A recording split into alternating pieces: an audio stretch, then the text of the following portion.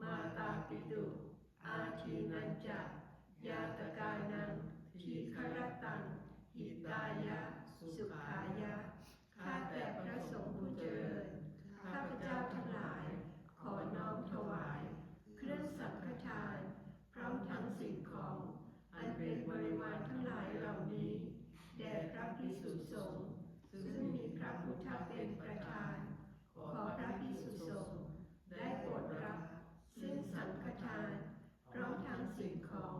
อันเป็นบริวารทั้งหลายเหล่านี้ของข้าพเจ้าทั้งหลายเพื่อประโยชน์เกื้อกูลเพื่อประโยชน์ความสุข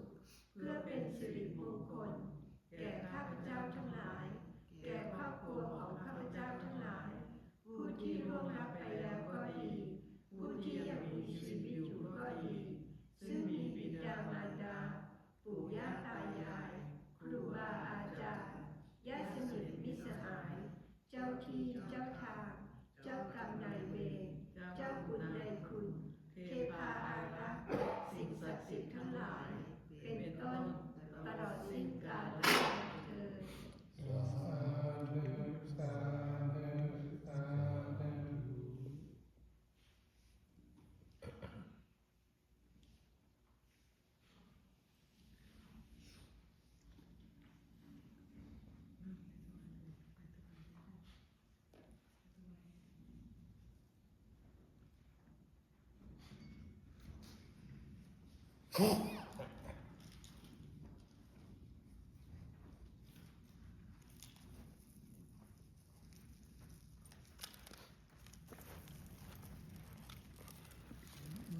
สาธุสาธุสาธุสาธุ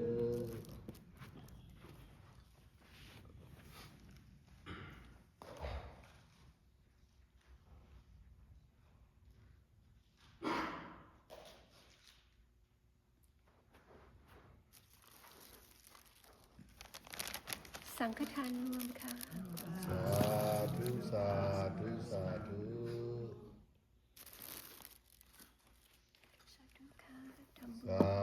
ธุสา